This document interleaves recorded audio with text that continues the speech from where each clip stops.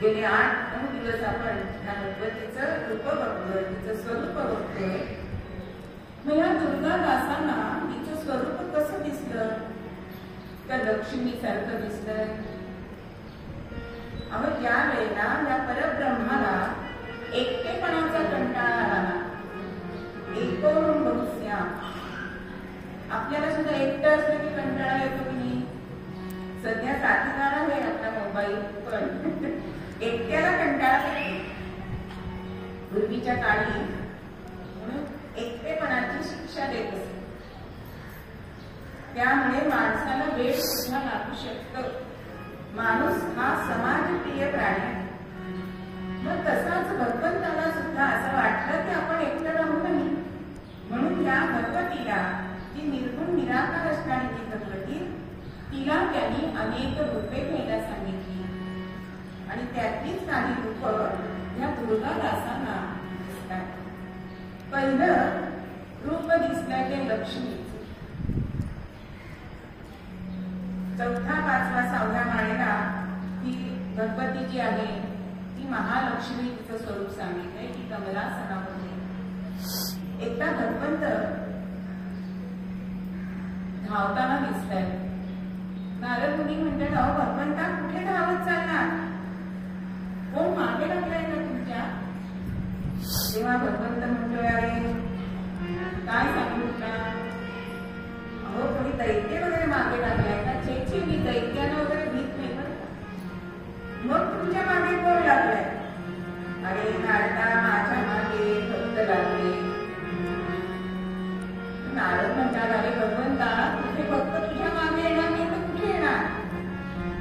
अरे ते मागे आले तरी मला काही प्रश्न नाहीये, पण ते मागे आल्यानंतर काय करतात? अहो माझ्या बायकोला मागतात, लक्ष्मी ते म्हणतात.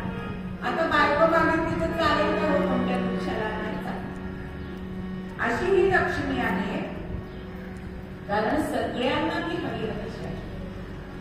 ती इतकी चंचल आहे तरी सुद्धा ही लक्ष्मी सगळ्यांना हवी हवीशी आहे. म्हणून अनेक जण पैसा प्राप्त, धन प्राप्त होण्यासाठी ह्या लक्ष्मीची आराधना करतात. पण ही लक्ष्मी आपल्याला कधी प्रसन्न होते? कारण जिथे स्वच्छता नाही तिथे लक्ष्मी वास करत नाही. आज घरची गृहिणी केर काढत नाही बरं का. पारोसे केर वगैरे तर कालबाह्य झालेलं आहे. ती बाई कधी संध्याकाळी वगैरे येईल तेव्हा केर निघतात. पण जिथे घरच्या गृहलक्ष्मीचा वास हात फिरतो तिथे ही लक्ष्मी सतत घरात राहत असते.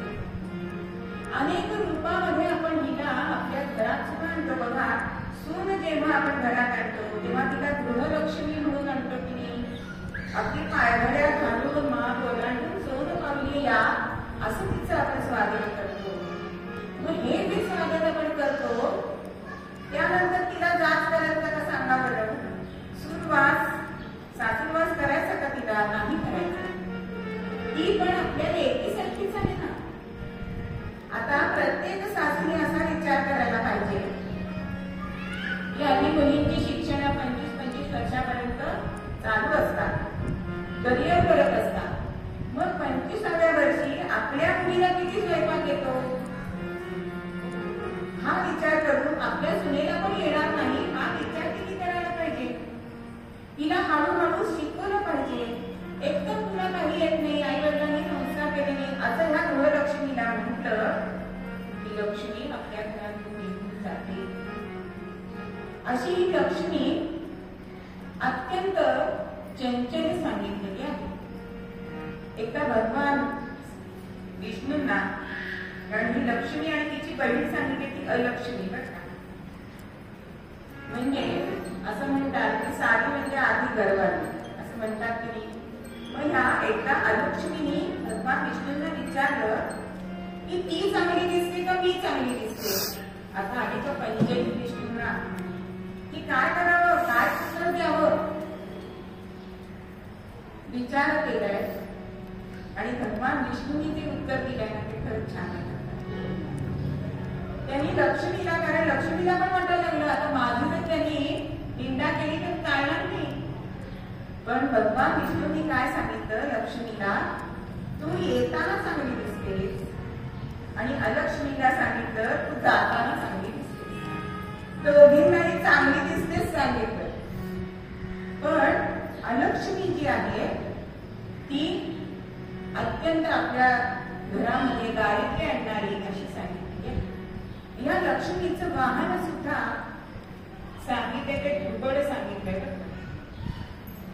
म्हणून लक्ष्मीला कधी एकटीला बोलतो ना, कारण ढुबड आपल्या दारात आलं की दैन्य दारिद्र्य हे आपल्याकडे येतं. म्हणून तिला कशाबरोबर बोलवायचं आहे तर तिच्या पती बरोबर विष्णू बरोबर बोलवायचं. म्हणजे विष्णूला बोलवलं, दोघांना बोलवलं की ते एकच वाहन काढतात आणि डबल सीट येते गरुडावर, दोन वाहन काढत नाही. अशी ही लक्ष्मी ही आपल्या अंतरंगामध्ये तिचा वास असतो, तिच्या घरामध्ये वास आपल्याला हवा असा वाटतो. अशी ही लक्ष्मी माता. म्हणून भगवंत जेव्हा पळत असतात तेव्हा नारदांना ते सांगतात की अरे माझी बायको हे सगळे मागतात तर मला कुठे मला लपायला कुठेतरी जागा दे. नारद म्हणतात अरे भगवंता जरा जरामध्ये तू भरलेला आहे, तुला आता लपायला कुठली जागा देऊ. तेव्हा ते म्हणतात एक ब्लॉक आहे पण कार्यक्रम कुठला, आपल्या हृदयाचा ब्लॉक कार्यक्रम आहे, तिथे तू राहा. तिथे तुला नक्की मनुष्य प्राणी शोधणार नाही. कारण अंतरंगामध्ये आपण झाकूनच बघत नाही. आपण कुठे बघतो भगवंताला.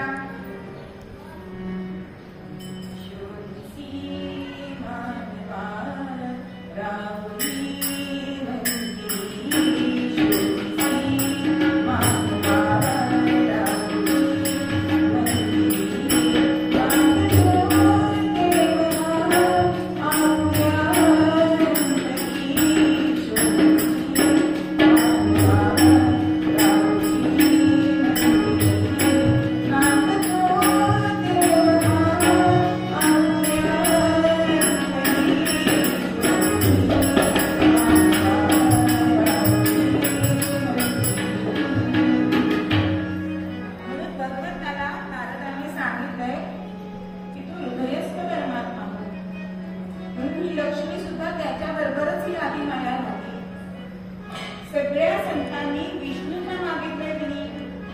कारण समर्थ एके ठिकाणी म्हणतात की ज्यांनी नारायण आपला केला त्यांना लक्ष्मीची कधीही वाण पडत नाही. कारण लक्ष्मी त्याचीच आहे, त्यामुळे त्यांना कधीही वाण पडत नाही. म्हणून हा नारायण जो आहे त्याला आपण चित्तामध्ये धरून ठेवावा.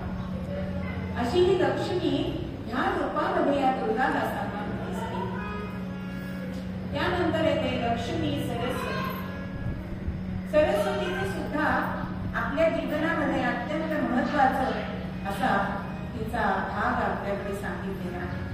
कारण ज्ञान नसेल, विद्या नसेल तर आपण ह्या जगामध्ये काहीही मिळवू शकत नाही, आपल्याला मान मिळत नाही. मग अशी ही विद्या देवी ती कुठे असते? हिला शारदा सुद्धा म्हणतात, वागेश्वरी असे हिचं नाव आहे. ही शाळातनं आपल्याला दिसते. याशिवाय ही विद्या आपल्याला एकमेकांना सुद्धा शिकता येते. पूर्वीच्या काळी आपल्याकडे कुठलेही कोचिंग क्लास नसत. शेजारच्या मावशींना क्रोशावर येतंय ना, तर त्या पिढीचं शिकवत होत्या की नाही, एखादा पदार्थ शिकवत होत्या की नाही. पण आज आपल्याला अशी वृत्ती झाली आहे की कोणती गोष्ट मी शिकवली की त्याच्यापासून मला लक्ष्मी कशी मिळेल हा भाग झाला. पण विद्याधन हे असं आहे की जेवढं तुम्ही लोकांना द्याल तेवढं ते वाढवलं जातं. अशी ही सरस्वतीची विद्येची देवता सांगितली आहे. तिची सुद्धा आपण शाळांतनं प्रार्थना का म्हणतो गेल्यानंतर? कारण ती शब्दरूप आपल्याला ज्ञान देत असते.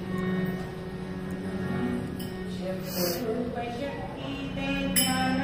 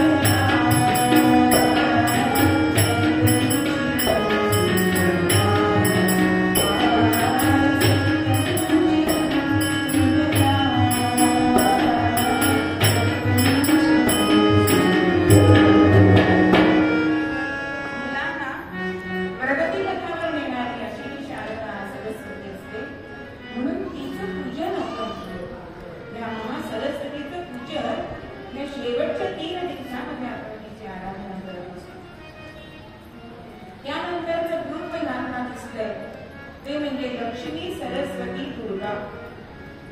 दुर्गा हे गणपतीचं उग्र रूप सांगितलेलं आहे. अष्टाभुज असणारी पण ही दुर्गा आपल्याला दिसतं की दुर्ग हे म्हणजे दुर्ग या शब्दाचा अर्थ आहे संकट आणि ग म्हणजे गतिमानता. जी त्वरेने भक्तांसाठी धावून येते अशी ती दुर्गा.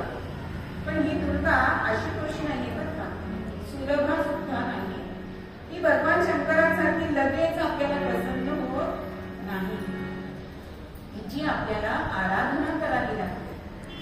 आता ही दुर्गा जी आहे तिला दुर्ग खूप आवडतात बघा. सप्तशृंगी देवी गडावर आहे, चतुर्शृंगी गडावर पायऱ्या चढून गेल्याशिवाय तुम्हाला या गणपतीचं दर्शन घडत नाही. कल्याणची आमची दुर्गा आणि तो सुद्धा भुईकोट किल्लाच. अशा किल्ल्यांमध्ये हिला राहायला आवडतं. शिवाई देवी सुद्धा शिकणे किल्ल्यावर. अशी ही प्रतापगडवासिनी ही पण तिथेच राहते, गडावर राहते. असा हा दुर्ग तिला खूप आवडतो. हा आवडण्याच्या मागचं कारण काय आहे तर तिला बघायचं असतं की भक्तांना खरंच माझी आवश्यकता आहे का, ते चढून येत आहेत का, त्याच्यासाठी काही कष्ट घेत आहेत का. अहो भगवंत जर सुलभ झाला तर त्याचं मातेर करून टाकेल मनुष्य प्राणी. म्हणून ही आदी माया दुर्गा ही दुर्गांवरती म्हणजे किल्ल्यांवरती अशी अवघड ठिकाणी राहते. म्हणून आपण तिचं आरतीमध्ये तिचं वर्णन हेच करतो.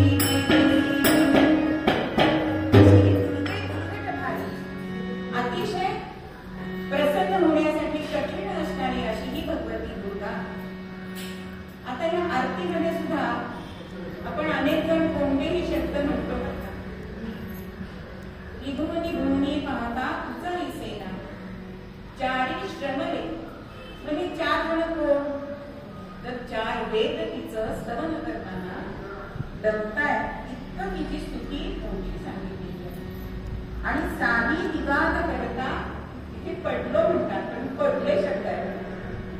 मग का पडले कारण साधी शास्त्र जी आहे त्यांना सुद्धा तिथं स्तवन करायला कठीण जात आहे अशी ही भगवती माता. म्हणून आरती करताना सुद्धा म्हणताना सुद्धा तर आपल्याला कारण आपल्या आरत्या कशा पाठ होतात ऐकून ऐकून मग त्याचा अर्थ आपण बघत नाही आणि ते म्हणत जात आणि अर्थ शब्दाचा बदलला की त्याचा वेगळाच परिणाम होतो हे आपल्याला सर्व शिकतात. अशी ही दुर्गा माता ही अत्यंत दुर्गम ठिकाणी राहणारी पण भक्तांवर मातृ असे वात्सल्य करणारी अशी दुर्गा.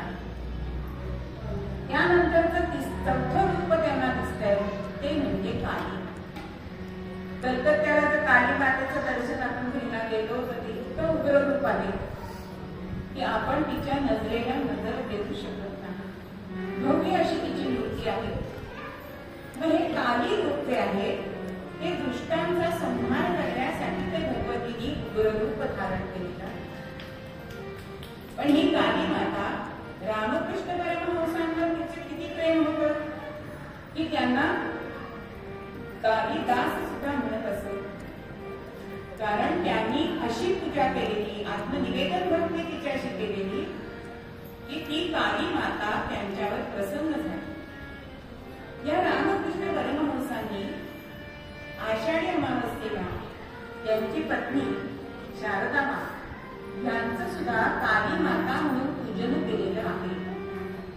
म्हणजे संत आपल्याला सांगत असतात की आपली पत्नी आहे ती देवी स्वरूपच आहे, तिला तोच मान द्यायचा आहे. कारण आपल्या शास्त्रामध्ये सांगितलेलं आहे यत्र नार्यस्तु पूज्यन्ते रमन्ते तत्र देवताः. जिथे नारीचा मान सन्मान होतो तिथे भगवंत हा वास करत असतो. मग जिथे भगवंत आहे तिथे शांती आहे, समाधान आहे, नंतर संपन्नता आहे. म्हणून घरातल्या स्त्रीला सुद्धा मान तेवढाच दिला पाहिजे. मग अशा या भगवतीची रूप ह्या दुर्गादासांना दिसत आहे. त्याच्या पुढच्या चरणामध्ये ते आपल्याला सांगताय की कार्यासाठी झाले भिन्न अवतार. आपण 8-10 दिवस भगवतीचे अवतार बघितले की चामुंडा चंडमुंडांचं वर्धन करण्यासाठी विखंडन करण्यासाठी म्हणून मी चामुंडा सांगितली. काय रक्तबीजाची हे केले की रक्तदंतिका झालेली असे अनेक अवतार ह्या भगवतीने भिन्न भिन्न अवतार घेतले. मूळ आदिमाया एकच आहे पण तिने आपल्या शरीरातून अनेक प्रकारच्या देवी सैन्य काढले आणि त्या सगळ्यांनी दैत्यांचा संहार करून ह्या जगताचं रक्षण केलेलं आपल्याला दिसतं. म्हणून विविध प्रकार स्वरूपाचे.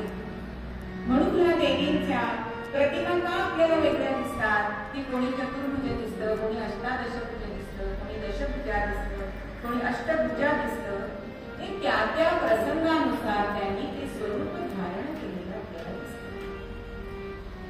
अशा ह्या अनेक प्रकारांनी, अनेक स्वरूपांनी, अनेक रूपांनी, नावांनी ही आदिमाया सतत आपल्या भक्तांचं हे रक्षण करत असते. आणि शेवटच्या चरणामध्ये आपल्याला दुर्गादास सांगतायत की दास म्हणे ठेवू चरणावरी डोळी जगज्जननी माई पुण्यभूमी. या भगवतीच्या चरणावरती आपण नतमस्तक व्हायचंय. कारण आपण ज्या भूमीमध्ये जन्माला आलोय ती पुण्यभूमी आहे. आपली भारत माता जी आहे तिला आपण माताचं म्हणतो. मग ही भारत माता ही पुण्यभूमी सांगितलेली आहे. म्हणून भगवंत इथे स्वतः अवतार घेतो. तो आपल्या दूतांना इथे भारतात पाठवत नाही.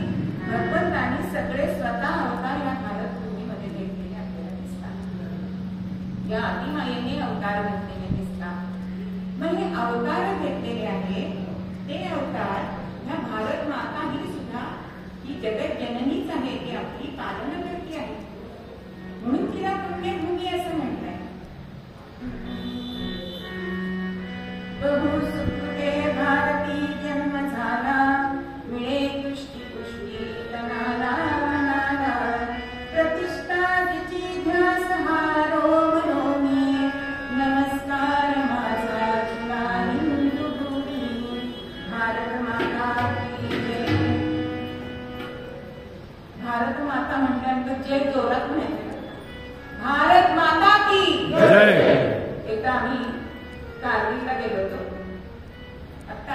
म्हणून सांगते.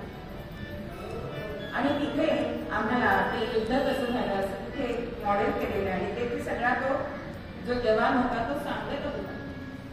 आता आलेले ते पर्यटक होते ते खिशात हात घालून थंडी होती आणि ज्या वेळेला सगळं त्यांनी सांगून झालं त्यावेळेला त्यांनी भारत माता की असं म्हटल्यानंतर त्या माणसाने काही खिशात ते हात काढले नाही.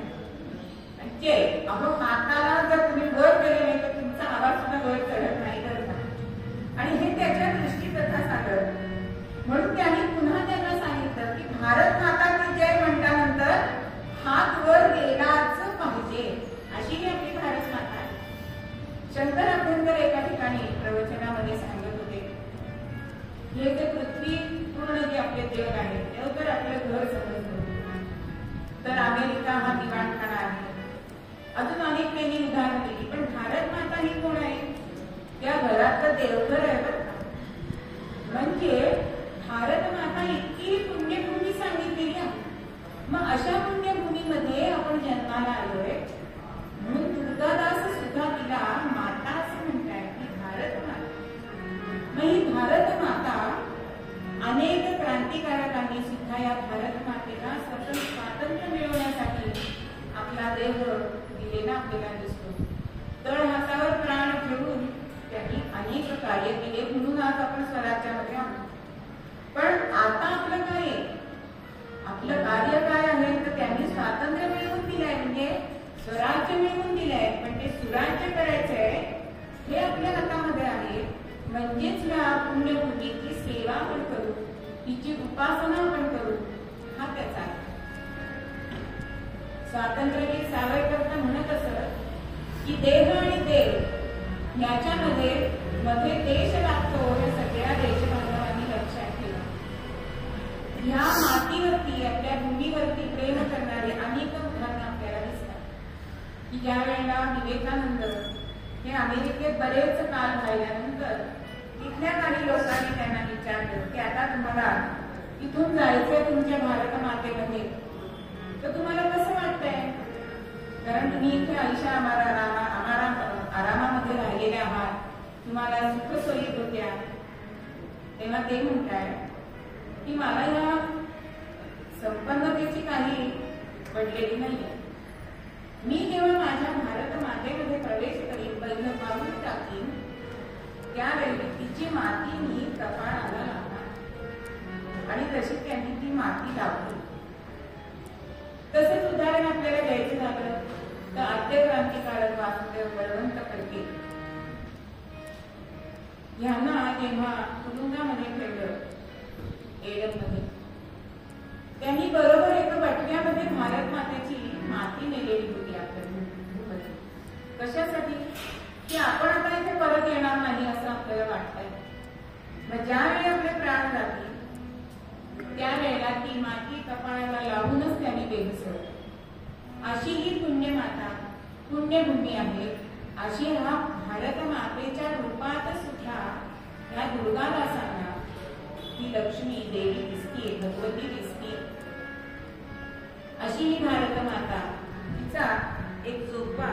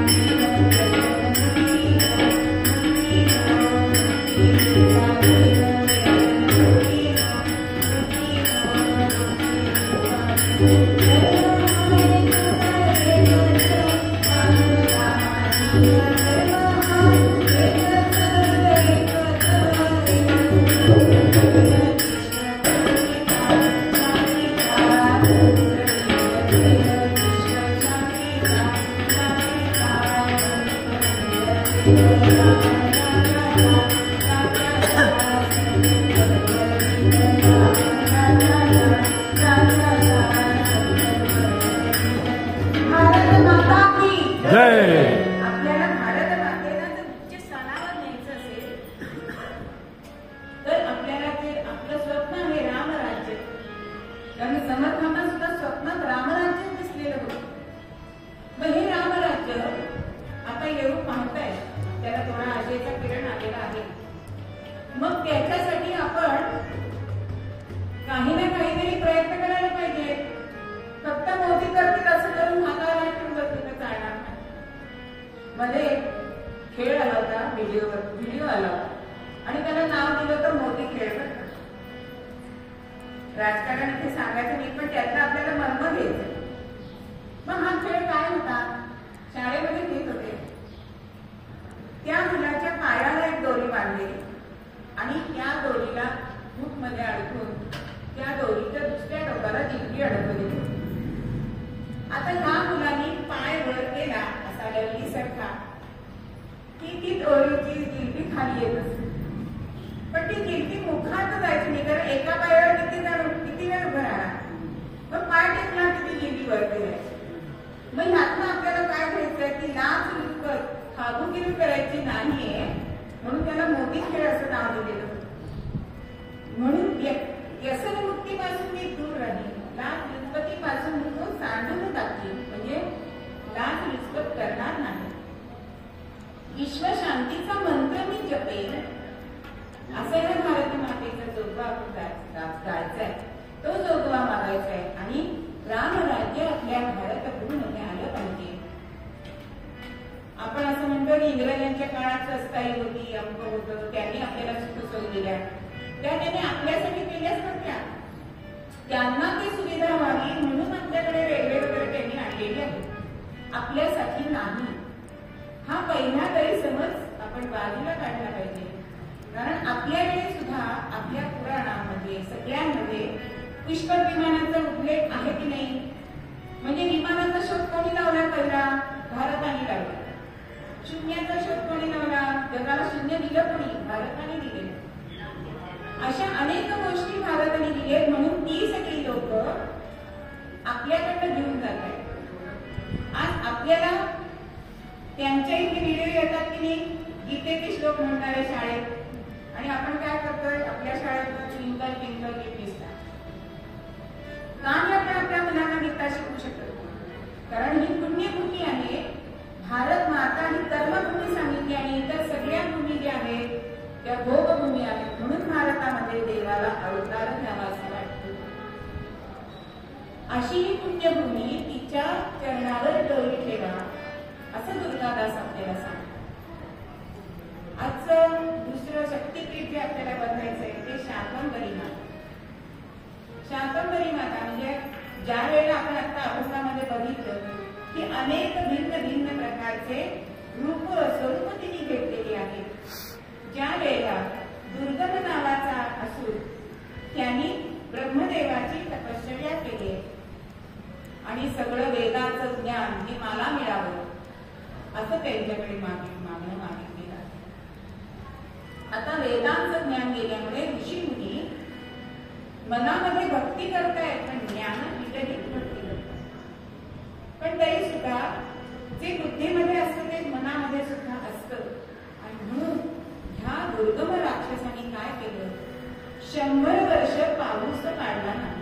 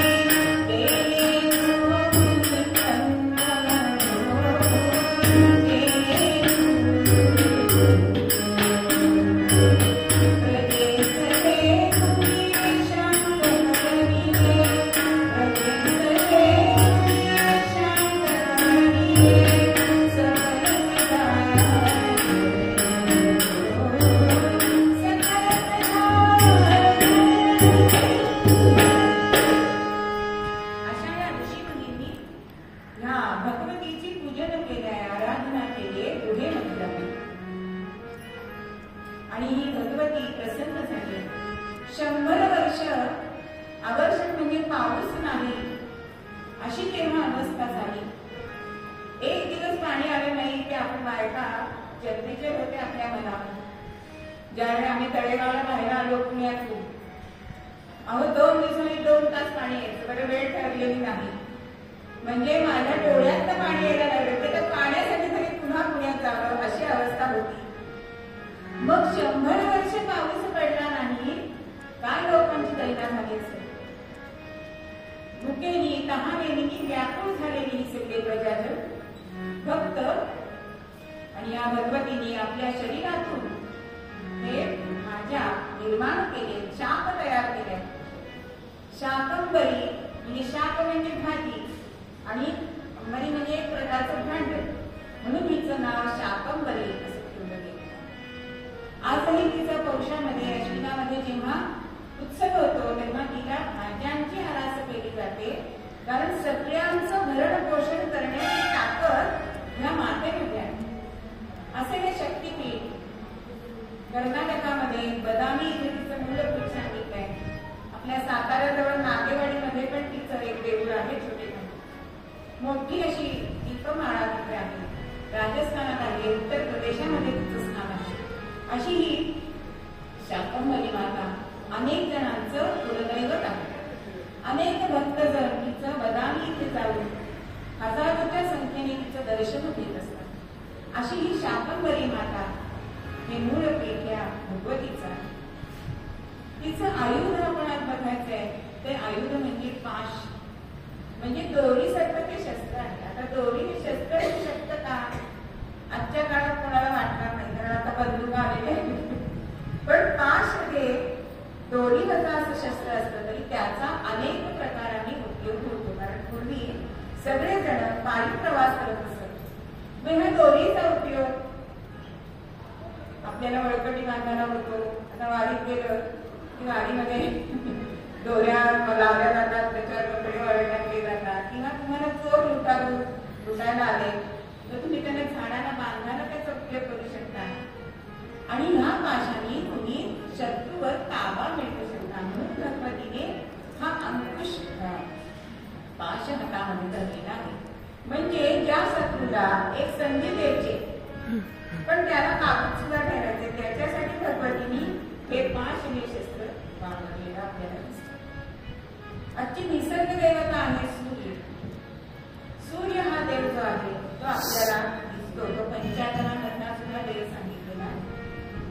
मग माझी आजी नेहमी म्हणायची की आपल्याला बाकीचे 4 देव दिसत नाही, पण सूर्य दिसतो की नाही दररोज, म्हणून त्याला दररोज वंदन करावं.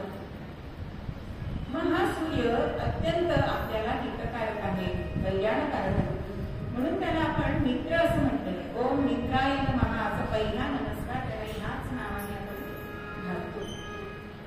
पूर्वीच्या काळी सूर्याला साक्षी देऊन सुद्धा काही गोष्टी लोक करत असत. म्हणजे सूर्यप्रकाशात पाप करणं हे थोडंसं दुराभास आहे. तो चोर रात्री चोऱ्या करतात, दिवसा हल्ली करतात, हल्ली कोणाला विधी निषेध राहिलेला नाही. पण काळोखाचा हे करून पाप करण्याची बुद्धी लोकांना मिळते, सूर्यप्रकाशामध्ये होत नाही. कारण सूर्य हा भगवंताचा डोळा आहे असं म्हटलेलं आहे. त्याच्यानं तो आपल्याकडे बघत असतो असं म्हणतो. असा हा सूर्य जो आपल्याला नेहमी दिसतो, तो आपल्याला प्राणवायू देतो, त्याच्यामुळेच आपल्या सगळ्या वनस्पतींना अन्न तयार करत असतात आणि त्यामुळेच आपलं भरण पोषण होतं. म्हणजे एक दिवस जर सूर्य उगवला नाही तर चालणार नाही. आणि सूर्य हा अत्यंत परोपकारी सांगितलं. तो कधीही आपली जी दिनचर्या आहे ती बदलत नाही. कंटाळा म्हणून लेटमार झाला का कधी सूर्याने केलाय का? नाही केला. असा हा सूर्य ही निसर्ग देवता म्हणून त्याची स्तुती सुद्धा आहे. त्याची अनेक स्तोत्र आहेत, सूर्यस्तुती आहे. अशी ह्या ऋषी मुनींनी त्याला देवतेचं स्थान दिलेलं आहे. आजचा रंग जो आहे तो गुलाबी रंग आहे. गुलाबी रंग म्हणजे तांबडा अधिक पांढरा, म्हणून तांबड्याचं जे आकर्षण आहे आणि पांढऱ्या रंगाची जी शुद्धता पावित्र्यता आहे ती ह्या दोन्ही गोष्टी आपल्याला ह्या रंगामध्ये दिसतात. अत्यंत प्रेरणाकारक उत्साहवर्धक असणारा हा रंग आहे. म्हणून पूर्वीच्या काळी एखादी आनंदाची गोष्ट घडली, आपण आज सुद्धा करतो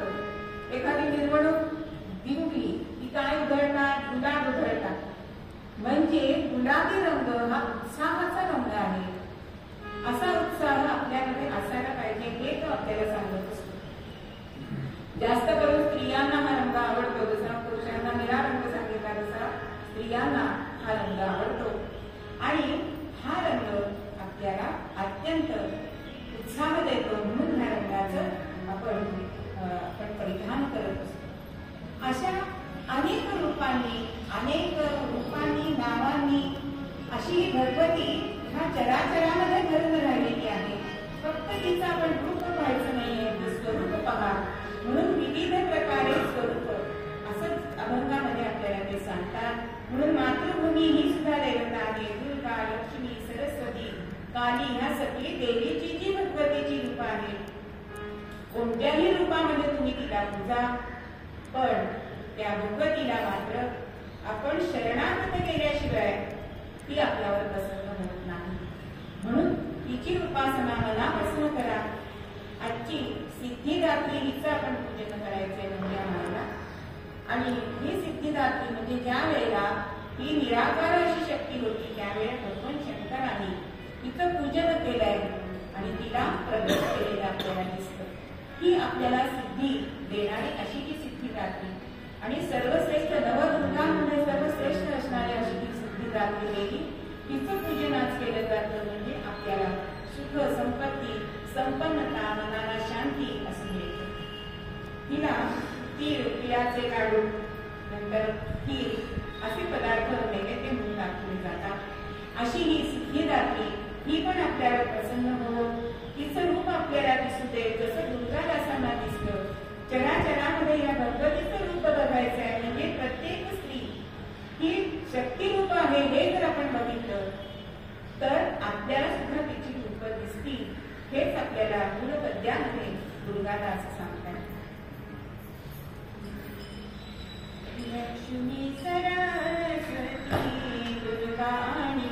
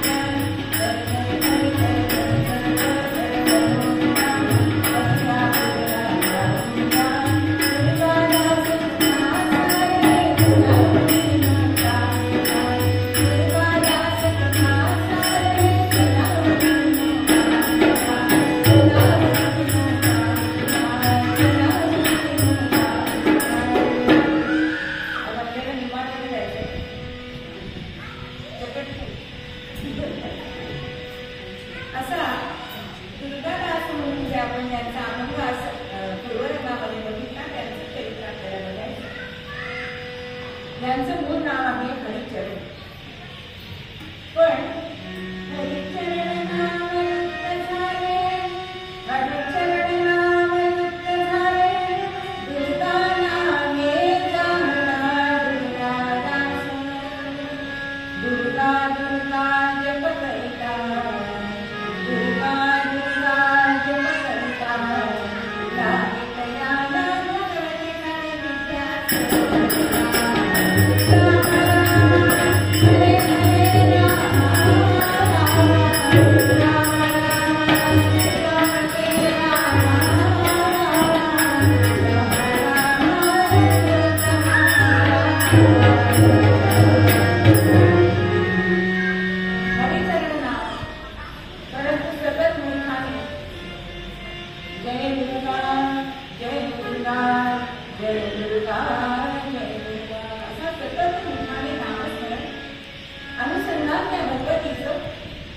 आणि त्यामुळे त्याचा हरिचरण नाव लोक विसरून गेले आणि दुर्गादास म्हणायला लागले. आता याचा व्यवसाय होता तो कासाराचा. बांगड्या भरणं हा त्याचा व्यवसाय. दररोज सकाळी लवकर उठावं आणि गावला ही पत्नी आपल्याला शिकवली ती बरोबर घ्यावी. बांगड्यांची खरी त्या काळामध्ये बांगड्यांची दुकानं नव्हती. खांद्यावरनं त्या बांगड्या घेऊन कासात घरी जात होते. आपल्या वाड्यामध्ये येत असते त्या व्यक्ती करणार. तर तो आपल्या बांगड्यांचा व्यवसाय करायला जावं. दुपारच्या वेळेला एखादा पाण्याचा बघावा झाडाच्या सावलीमध्ये बसून त्या शिरोटीचा तिला नैवेद्य दाखवावा आणि तो आपण स्वतः प्रसाद म्हणून ग्रहण करावा असा मुख्य नियम यांचा. पण लोकांना त्या दुर्गा नावाने त्याला पागल दुर्गादास असं म्हणायला. मुलं त्याच्या अंगावर दगड फेकायला लागले. पण कुणी निंदा आमचा स्वतःचा निंदा. अहो भगवत नामस्मरण करताना यदुनी भगवत नामस्मरण करी असं सांगितलेलं. समस्तांची त्या भगवत चिंतन करी. तसे हे दुर्गादास भगवतीचं नामस्मरण आणि दररोज मी काय केलं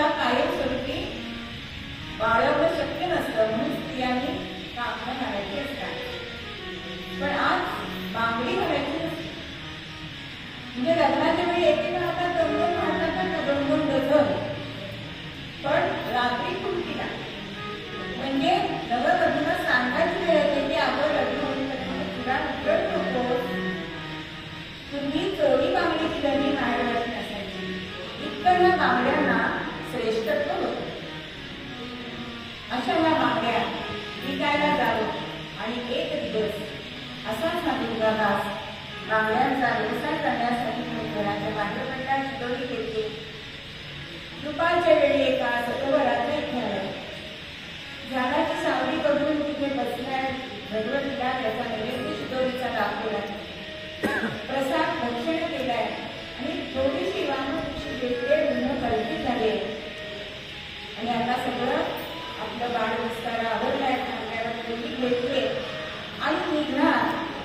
तेवढ्यामध्ये त्यांना हाक ऐकू येते. अहो बांगडीवाले दादा, अहो बांगडीवाले दादा.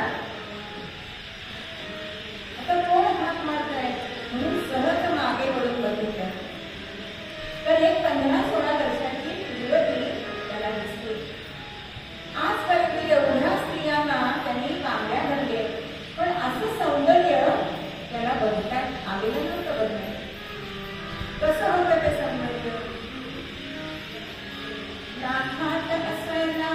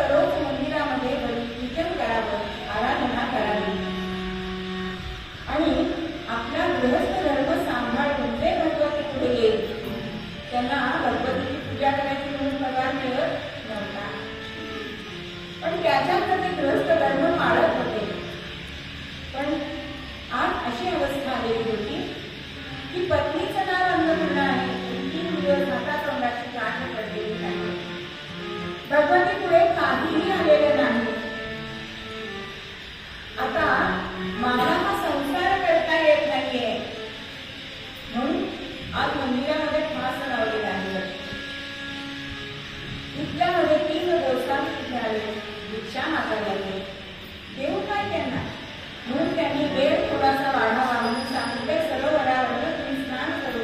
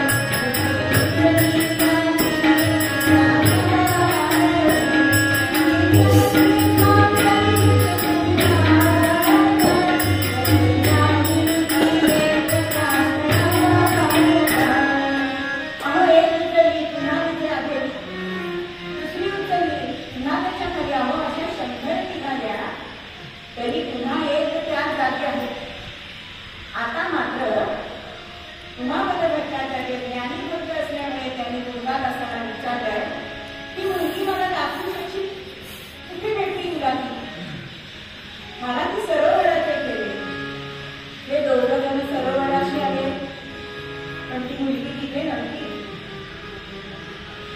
उमापद भट्टाचार्यांनी ओळखले की साधी साधी मुलगी नसून ही भगवतीच आपल्याला दर्शन देण्यासाठी आले, म्हणून तिची करुणा मागतायत, दर्शन दे श्रीलता.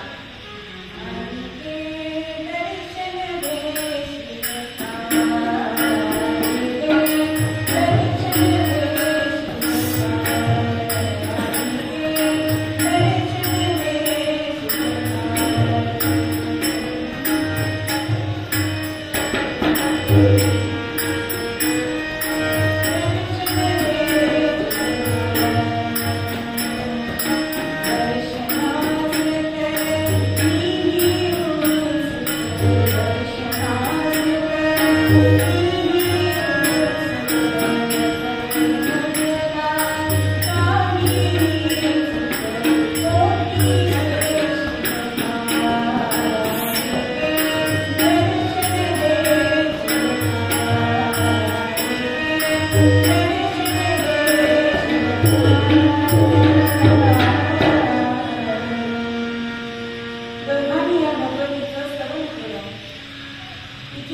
प्रार्थना करताय की मगाशी तू ह्या दुर्गा दासाला दर्शन दिलं तसं मला कधी देणार. आणि ही कळवळून केलेली प्रार्थना, अंतःकरणापासून केलेली प्रार्थना भगवतीला, त्या प्रार्थनेने भगवती प्रसन्न झाली आणि सरोवरातून वर आले. आता ही भगवती इतकी तेजपुंज होती की त्या तेजाचं धर्मचक्षुना दर्शन घेऊ शकले नाही. दोघे जण ते बेशुद्ध पडले होते. आता ही माता जवळ आली, त्यांच्या अंगावरून कृपा हस्तच फिरवलाय आणि त्यांना जागृत केलं. तिचं ते सौम्य रूप बघून हे तिचं पुन्हा स्तवन करताय. स्वामी अंबा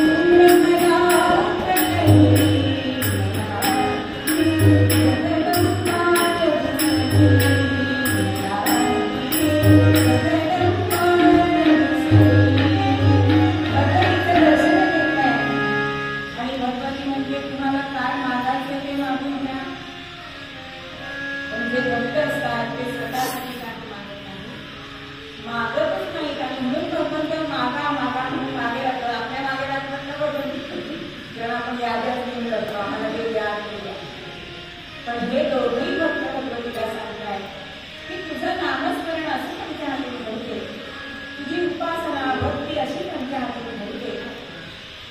असं हे मागं मागताय, तुझं अनुसंधान आम्हाला सतत असू दे.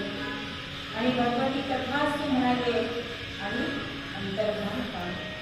आजही आपण उत्तर प्रदेशामध्ये हनुच्या कुंडाकडे गेलो तर मधोमध भगवतीचं मंदिर आहे आणि एका बाजूला मोळ्या भक्ताचं दुर्गादासाचं समाधी आहे आणि दुसऱ्या बाजूला उमापद भट्टाचार्य आणि ज्ञानी भक्ताची समाधी आहे. पण हे त्यांना कशामुळे प्राप्त झाले तर त्यांनी सगळी भगवतीची रूपं प्रत्येक ठिकाणी चराचरामध्ये बघितली म्हणून. त्यांना ती लक्ष्मी भासली, कधी सरस्वती भासली, कधी दुर्गा भासली. आणि हा गणपतीचे जे अवतार आहे ते आपल्यासारख्या भक्तांचं रक्षण करण्यासाठी आहे. म्हणून तिच्या चरणावरती आपण जोडी ठेवायचं आहे, तिला अनन्य भावाने शरण जायचं आहे. हेच आपल्याला प्रजा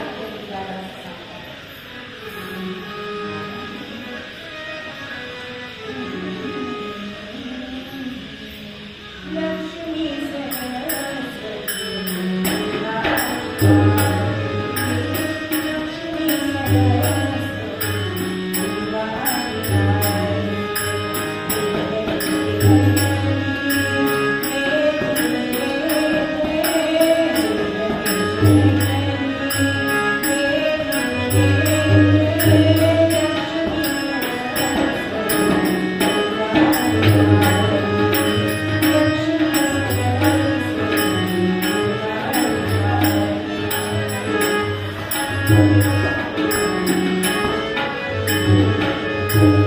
Thank you.